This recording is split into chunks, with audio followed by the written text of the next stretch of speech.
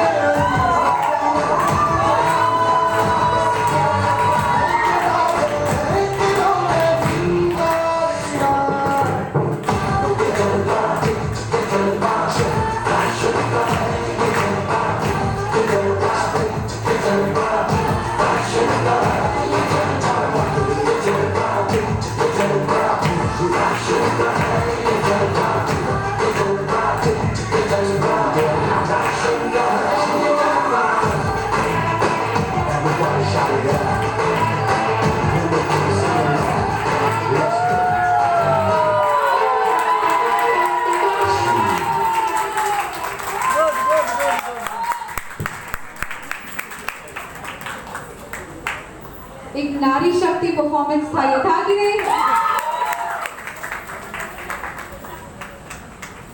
Thank you so much for such a powerful